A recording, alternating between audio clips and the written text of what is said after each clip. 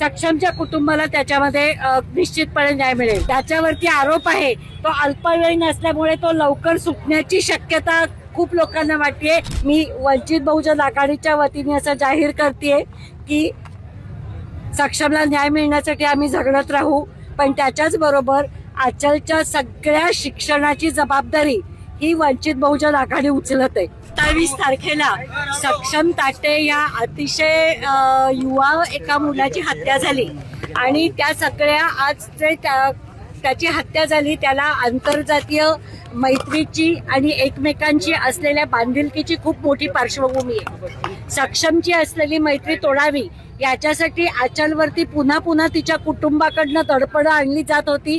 हे आचलनी 2 video release करून त्याच्यामध्ये सांगितलेलं आहे. सक्षम ती 18 वर्षाची पूर्ण होण्याच्या आधी एकदा तक्रार करून त्याला पॉक्सोमध्ये अडकवलं होतं, पण त्याच्यातनं ती 18 वर्षाची पूर्ण झाल्यावरती तो गुन्हा खोटा होता, माझ्यावर दडपण आणलं होतं हेही तिने सांगितलेलं आहे.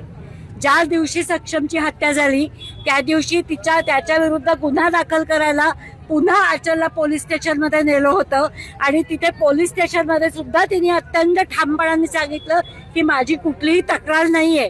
आणि आचलच्या बयानानुसार पोलिसांनी तिच्या समोरच तिच्या भावाला सांगितलं की तू एवढ्या बाकीच्या सगळ्या प्रकरणं घेऊन पोलीस स्टेशनमध्ये येतो, त्याच्यापेक्षा त्या मुलाला मार आणि मग पोलीस स्टेशनमध्ये ये. या सगळ्या गोष्टी आचलने तिच्या व्हिडिओमध्ये सांगितलेल्या आहेत.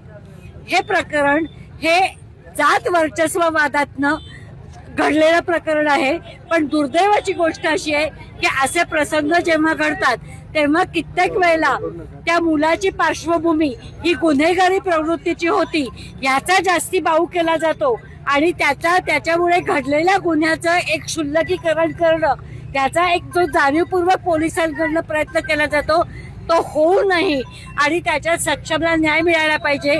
आमची नांदेड पोलिसांकडनं अशी अपेक्षा आहे की याच्यापूर्वी अक्षय भालेरावच्या प्रकरणामध्ये जे घडलं ते आता घडणार नाही आणि अतिशय निपक्षपातीपणे पोलीस याची चौकशी करतील आणि अक्षयच्या कुटुंबाला जसा न्याय मिळाला नाही तसं न घडता सक्षमच्या कुटुंबाला त्याच्यामध्ये निश्चितपणे न्याय मिळेल. दुसरी माझी जाहीरपणे आता पोलिसांना एक अशी विनंती आहे की ते कुटुंब आता प्रचंड दहशत खाली आहे. गुन्हेगार ज्याच्यावरती आरोप आहे तो अल्पवयीन असल्यामुळे तो लवकर सुटण्याची शक्यता खूप लोकांना वाटते. जे निर्भया प्रकरणामध्ये संपूर्ण भारताने त्याच्यामध्ये पाहिलेलं आहे आणि पूर्ण कुटुंबाला आणि आचलच्या जीवालाही धोका आहे. त्यामुळे सक्षमचं कुटुंब आणि आचल यांना न्याय देणं आणि यांना संरक्षण देणं ही पोलिसांची त्याच्यामध्ये जबाबदारी आहे. मी वंचित बहुजन आघाडीच्या वतीने असं जाहीर करते की सक्षमला न्याय मिळण्यासाठी आम्ही झगडत राहू, पण त्याच्याच बरोबर आचलच्या सगळ्या शिक्षणाची जबाबदारी ही वंचित बहुजन आघाडी उचलत आहे. धन्यवाद. त्यांची मागणी अशी की साहेबांनी ही केस लढावी, ज्या पद्धतीने परभणीच्या याच्यामध्ये साहेब स्वतः वकील म्हणून उतरले.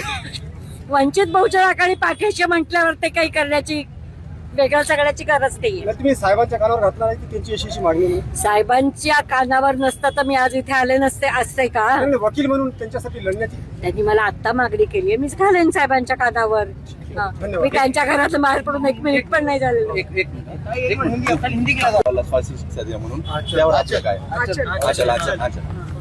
मला असं वाटतं की जिच्यावरती सातत्याने गेली 3 वर्ष ही मैत्री मोडण्यासाठी दडपणं आणली जात होती, तिला दडपणं आणून पोलीस स्टेशनमध्ये पुन्हा पुन्हा स्वतःच्या मित्राविरुद्ध तक्रार नोंदवण्यासाठी नेलं जात होतं आणि दरवेळेला ठामपणाने जी मुलगी उभी राहत होती ती आपल्या मित्राचा खून होतोय आणि तो आपल्या कुटुंबाने केलाय हे कळल्यानंतर तिची मागणी ही अत्यंत न्याय पद्धतीची मागणी असं मला वाटतं. आचलनी जे धाडस दाखवलं ते जर आतापर्यंत अशा प्रकारच्या अनेक आंतरजातीय विवाहांमध्ये बळी पडलेल्या मुलांच्या मैत्रिणींनी दाखवलं असतं तर आज कदाचित अनेक मुलांना न्याय मिळणं त्याच्यामध्ये शक्य. अतिशय त्याच्यामध्ये कौतुक करतो.